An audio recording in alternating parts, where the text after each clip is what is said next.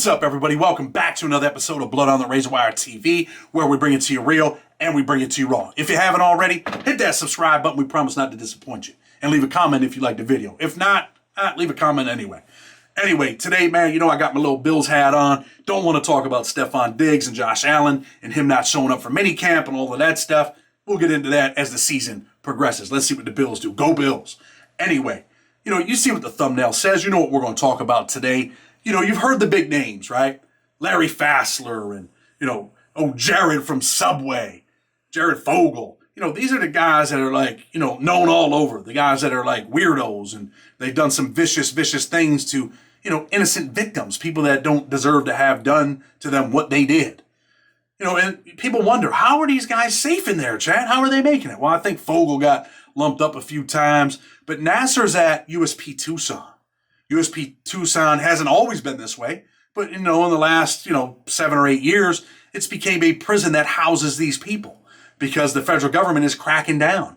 The days of, slap on the wrist and get probation, those days are pretty much long over with. Does it still happen here or there? It does, but not very often. If the feds grab you, they're banging you pretty much. Should Fogle have got blazed? Probably. Should have got a lot more than 15 years, right? I don't know if you know the details, but he did some vicious things. And definitely, he's a weirdo upstairs, and whether or not he's going to change his life, I doubt it, man. A lot of them dudes, repeat offend, and they're like, well, it's because, he had a bad life when he was a little kid, and that's the reason why. Man, listen, it might have something to do with it, but guess what, buddy?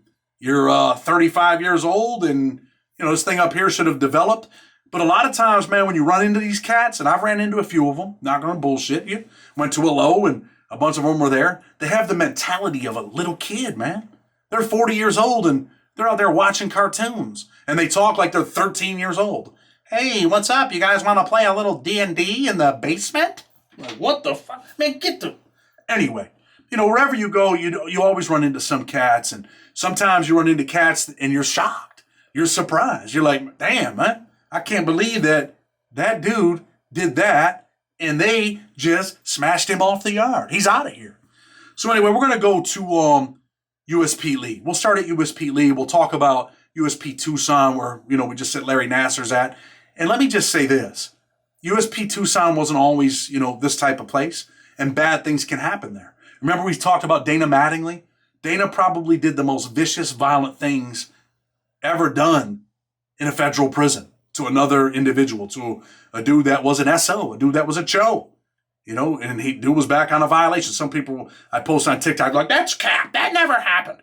Well, you know what? Dana Mattingly sentenced to life in prison. Let's put up the article, all right? There you go. Dana Mattingly was sentenced to life in prison for doing some things, man, that they didn't put in the article, things that they didn't put, out there in the public. But he did some vicious things. We'll talk a little bit about that because people should hear about that. It might, stop people from doing the hanky-panky or, the old Michael Jackson.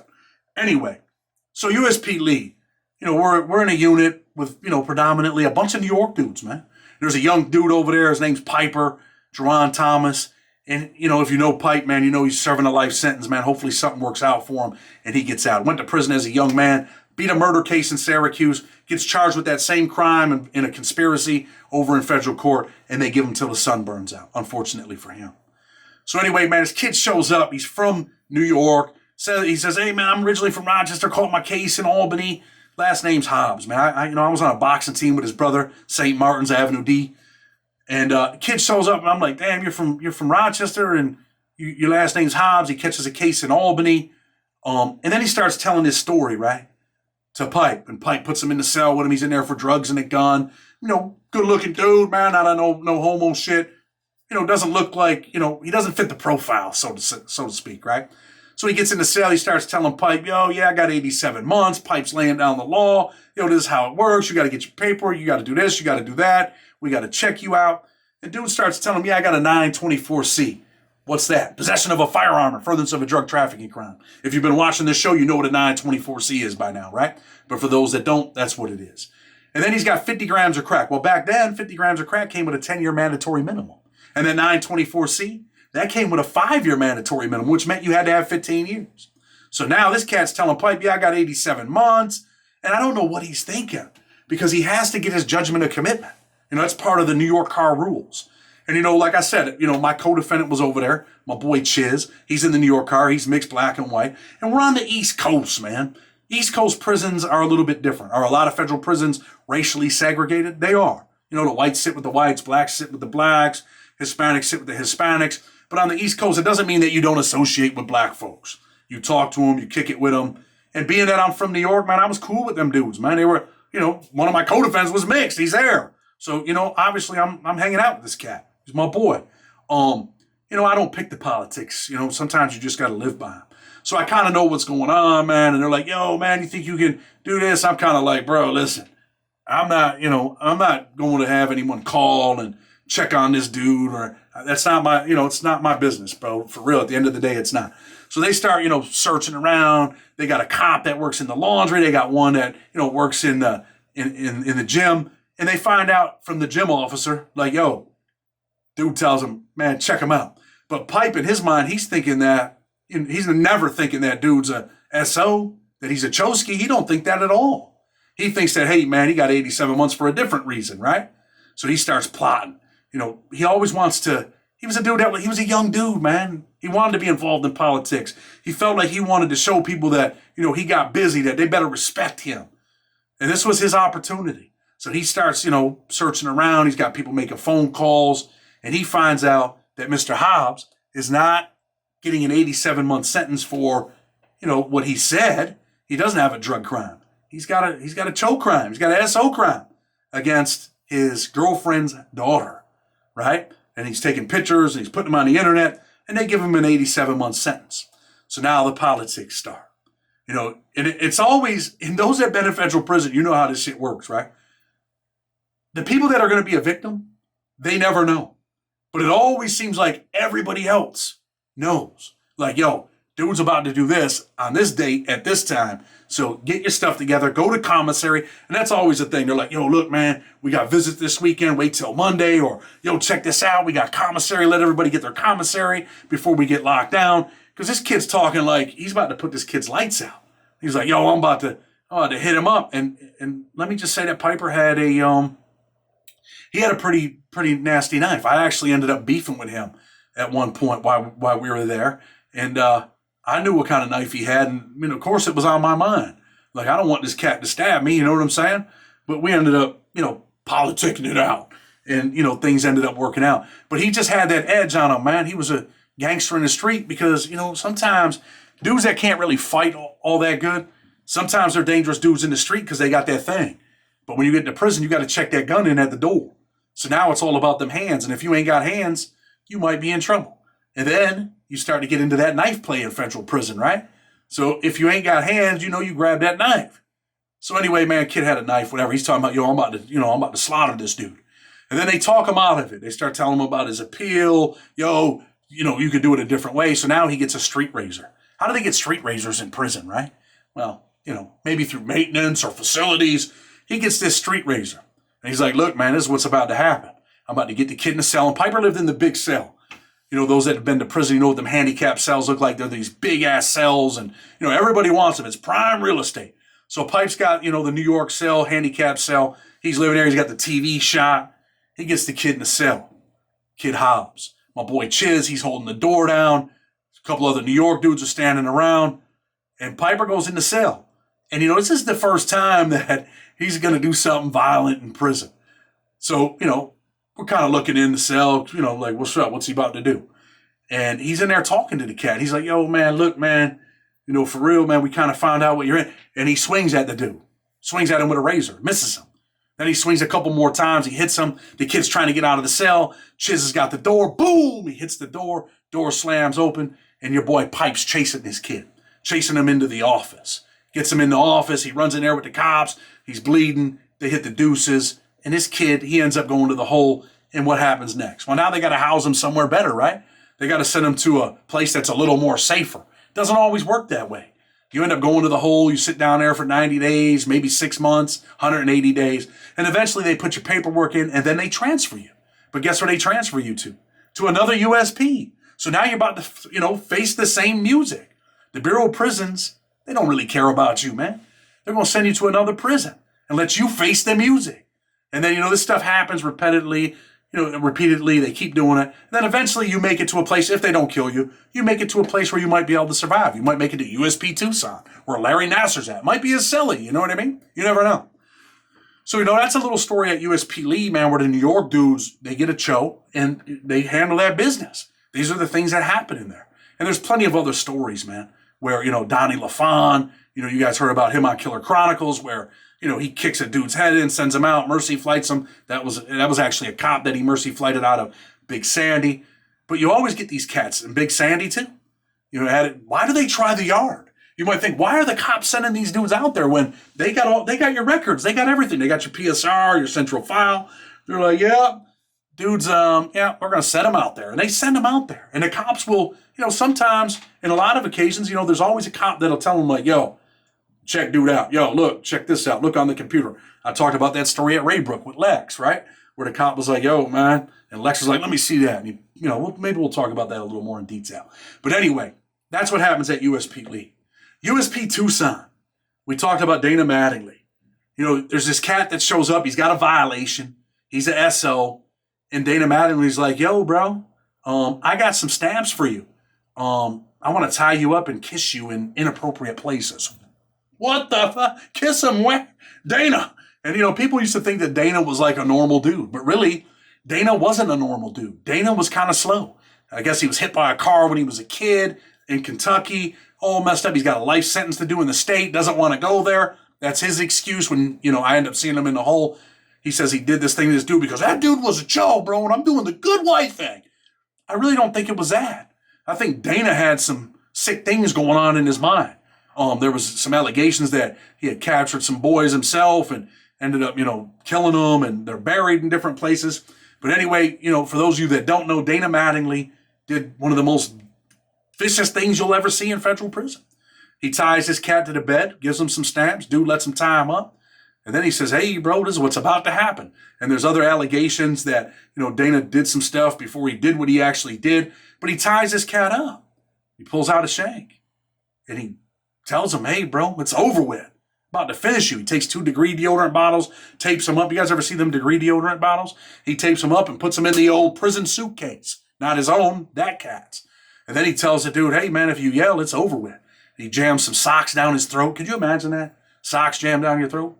Then he pokes his eyes out, man. He takes this kid's life in one of the most outrageous, violent ways you could ever imagine. They put the blinder up. Dana takes his stamps back, goes outside. He starts playing poker. They call yard recall because the cop's doing the count, keeps doing rounds, keeps seeing the cardboard in the window. And finally he's like, hey, man, what's up? What's going on in there? And he looks in there, and the cop just bugs out. Ah! He sees what Dana had done. Dana had put in that work. And, Dana pretty much took that cat's life. But how about them cats that show up at an FCI, right? You always get these cats that show up at an FCI, and, they might come in, they fit that profile. Here we go again with the profile. What are you in here for, bud? I've been selling drugs. Well, how much? 15 pounds a week. How much time you got? 20 years. 20 years for 15 pounds? Man, get out of here. You're lying. So what do they do to you at an FCI? I'm going to give you another story, man. Another New York car story, right? Dude shows up. He's got the designer glasses. He's chilling. He's acting like he's that dude. He's from Brooklyn. Yo, what up? And, dudes always talk about, the paperwork thing and this and that. But dude's on the compound chilling, man. Like, he's that dude. He's cool. But there's a cop that doesn't like him. There's a cop that, sometimes some cops are just sitting in their office, right? Another cop in the gym. They're bored out of their minds. You come up there, you're like, hey, man, I need some rec equipment. You give him your ID. He gives you whatever you wanted. Sometimes some of that rec equipment's in the office. Certain things you can't just get from the prisoner that works the rec equipment little cabin they got over there. So he gives the dude his ID, and they look you up. Man, let me see what this guy's in here for. What's up with this guy? Holy shit, the cop looks him up and finds out that this dude is also a very vicious offender. Black dude. You would never believe this, man. Cat's from Brooklyn. He's got that Brooklyn swag. He's out there shooting the ball. He's got a mean little handle with the ball, with the basketball. And dude's like, he tells me, hey, man, you're from New York, ain't you? And I'm like, yeah.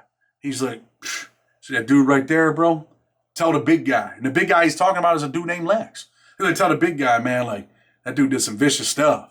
And I'm like, well, look, man, if I tell him, he's going to want to see it, bro. And dude shows me on the computer. I'm like, damn, bro, dude did some bad shit. So I'm like, if I tell Legs, bro, he's going to want to see this. You can't just tell him that. He's got to see it, man, you know. No offense, bro, but it's coming from a cop. Like, Lex wants, you know, he's going to want to see that. So he's like, man, all right. So I tell Lex, and Lex talks to the cop, and the cop's showing him the computer, and Lex is like, man, let me see that. He kind of roughs the cop off a little bit, takes the mouse from him, starts scrolling, and he's like, don't worry, that cat will be out of here by tonight. And that's what happens. Lex gets all the New York homies in the gym. Yo, check this out. Whoever's over there in Genesee A or Genesee B, yo, this dude right here, he's got to go.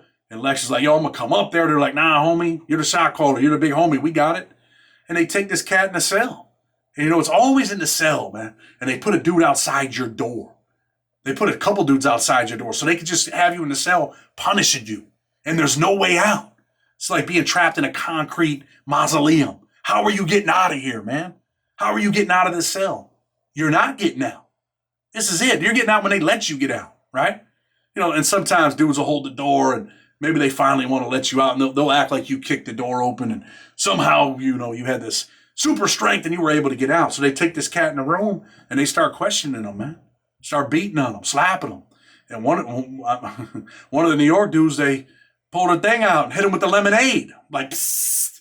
And dude's like, oh, man. Slap him, slap his glasses off. And this was a kid, a dude that had just came from a USP. I think it was a USP McCrary. He comes from USP McCrary. He's at an FCI. He's close to home. He's thinking, man, made it from that USP. Because you know, man, if you got a crime like that and you're going to the USP, it's a dangerous environment. It's a place where when you got a charge like that, man, you might never make it out of here. This is it. This is your life. This is it. And then you get down to them lows, man. You guys remember I talked about Creepy Chris? First dude I meet, man, I end up going to a low, right? Go to a medical center. They tell me, man, that I've got some liver problems and pretty much, man, I got to get checked out. And it's all a bunch of bullshit, man. They're wrong. You know, they did something wrong. My liver was okay. I had fatty liver disease or whatever the hell it is. But I get to this place and this kid, Creepy Chris, right? Cross-eyed, hair all crazy. And he's like, hey, what's up, man? And he starts talking to me. This other white dude sees him. And he sees the white dude seeing him talking to me. And he starts to tell me, he's like, man, I'm just going to give it to you real. I'm fucked up. I'm like, what? He's like, I'm a SO. And I'm like, he's like, but it's a bigger story than that. And dude walks up. He's like, hey, man, if you ain't messed up and you're not a sex offender, he's like, you probably shouldn't be talking to that dude because that dude right there, he's a piece of shit. And I'm like, damn, that's how they talk about these cats, right? But this is a prison that's full of sex offenders. This is FMC Lexington. It's a place where it's full of, you know, guys that are corrupt. It's full of 30-year-olds that think they're 13. And these cats, they got their own community. They got their own group. They got their own little, like, organization. They got a TV outside. They got their own TV. But in the regular TV room, they make these dudes sit in the back, right? They're allowed to watch TV at the low, but you got to sit in the back, sit against the wall, right? Sometimes those were the best seats to have. But them dudes are just kind of like living their life, but they got their own community. They fight each other. They start arguing. And pretty much, and, you know, I'm sure you've heard this before, but most of them cats are into Dungeons and Dragons. Why? It's like a fantasy game. Their lives are full of fantasies.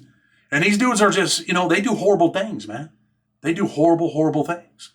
And, you know, people will use an excuse like, oh, man, you know, he's an SO, so I'm taking his shit, right? I mean, you're taking his shit because you want to take it. And the kid, Creepy Chris, he had numerous problems, and sometimes he would fight back. He tried to act like he wasn't an SO. He wanted to be around regular dudes, even though he was a goofball. And sometimes, man, dudes would slap this kid and kick him and take his commissary. And he lived up there on Crack Alley. He was one of the only SOs that stayed on Crack Alley his whole time at FMC Lexington. You know, a lot of the SOs get on Crack Alley and they're like, I got to get out of here. Because Crack Alley was the danger zone. It was the place where people would come steal your stuff. People would come over there and beat you up, come over there and slap you. And, you know, if you got away from there and you got down there with your buddies, down there in the one-man cells and, you know, the area, they kind of like looked out for each other. Like if you did something to them, they would maybe be like, not maybe, they would call the police. Hey, help! They're stealing our stuff. They're beating us up, Billy. And then, you know, the cops would show up, even though the cops don't always, you know, like them, dude. Sometimes you got guys that are just doing their job and they're like, you can't beat these fellers up. We're here in Kentucky and you can't beat them up, boys. You got to leave them alone. But anyway, this was a prison where they would take your stuff, man. They load up your locker. You go to sleep at night and you're an SO. They had a crew over there, man. A bunch of these dudes were smoking dews, K2. And they had an addiction, bro. They had no money to get high, and they wanted to get high every day. You go to sleep, they put your locker on a dolly that they get from downstairs. They roll your locker from the 3rd floor all the way down to the 1st floor. Pop your lock off at the fire extinguisher, boom! Or they had some cats over there that, they said these big staples in the soap boxes. They get right on the back of your locker. They can open your shit, man. That staple became a padlock key where you can get on the back of that padlock and just open someone's locker. Yeah, ain't that crazy? And then, you guys heard the story at Tucson before, I'm sure, about the cat, the SOs had their own kitchen. They had their own mess hall over there at FMC Lexington. And then, you had some that would come over on the regular side, and some dudes would be like, yo, bro, we told you, man, you can't sit over here. And these cats are like, you don't tell me what to do. I'm going to do what I want. And when you get around these cats, some of them act like they're tough. But like I said, they're like little kids. They will go, pretty much tell the police on you. He just slapped me right in the fucking face, asshole. And you're like, damn, right in front of the whole day room. Instead of fighting back, they act tough until they get slapped or they get kicked or they get punched. And then they pretty much, tell the cops that you beat them up or that you stole their stuff. So anyway, man, that story about the apple, one of the craziest things I've seen, dude tells the dude, hey, man, I tell you, man, don't be sitting over here. And dude just keeps, pressing the button. He wants to sit over there. He wants to sit in that chow hall. You're not going to exclude me. And a lot of these guys, people that have been in prison, they feel like they're not criminals. Like they don't belong there. Or they got an excuse. Or, when I was younger, and this is why I am the way that I am, but I'm working on my problems. And dude, man, takes that apple and bings this dude. Bang! And the dude's like, ah! Crying like maybe a 13-year-old kid who's got a big old stepdad that just spanked him with the bell. These are the things that happen in there. How do these dudes survive? And then we'll go back. I want to go back to Tucson, right? You got this kid, Anthony, if you're watching. No disrespect to Anthony. Anthony Manzella, New York. And then what was the kid's name from Boston? I'm trying to think of this dude's name from Boston. Artie and Anthony, if you're watching, man, I need you to chime in and comment so nobody puts a cap on my video. You know what I mean? I want you to chime in about this. So they're on the side, the dude Artie, right? He's got an offense. I believe that was his name. I'm pretty sure I'm right. He's got an offense from Boston where some dude did something, man, and, he was keeping the drugs that the dude brought in, and they say Artie put his finger in there and was like, so now he's got, this sex offense in his past, right? He's got this whole hanky-panky in his past. So he ends up going to USP Tucson, and he's in the unit where those dudes live at. And Anthony, he's there too. And Anthony's kind of like a mob-connected dude. But why is he in Tucson in that unit, in this certain unit? Well, he's in that unit because I think he had a pimping case. So they put him over there. They count that as an SO offense, right? Not saying that it's right or anything like that, but he's in this unit, right? And they got, man, I'm talking about a unit full of Choskies. So these Choskies got like their own group, their own organization, their own gang. They stick together. And we're not taking it. These guys are not going to tell us what to do, and we're going to have a TV. And these cats pretty much claimed a TV in this unit. They're like, this is us. This is where we're at. This is what we're doing. And if you guys don't like it, we don't care. So then there becomes a conflict over the TV. They're like, yo, we want to watch this. And them dudes are like, no, we're watching the little cheerleaders. The little cheerleaders? You dumb mother. So anyway, they end up beefing over the TV. And Anthony and Artie, they start rocking. But the Chos have grouped up. They're tired of being disrespected, and they're going to have their own TV, and they got their own car. And you guys know what a car is. It's a gang, right? So the Chos got their own gang at USP Tucson. These cats start fighting with these dudes, but they're fighting back. But eventually, Anthony and Artie, they do their thing. They beat the shit out of these dudes. These dudes are not dropping these dudes, and I shouldn't say, no offense, bullshit. Anyway, these guys are like really, people that have these type of offenses, they fit a profile in most cases. Not in all cases, but in a lot of cases. They're kind of, a lot of them are goofy, overweight, uncoordinated. They got the mentality of a 13 or 14-year-old kid. That's for real. And then sometimes you got these cats, like there was a chief of police there. Another chief of police that was doing some things to his own kid got a life sentence. He was a bodybuilder, no homo. He'd probably be like a dude that your mom would really be digging.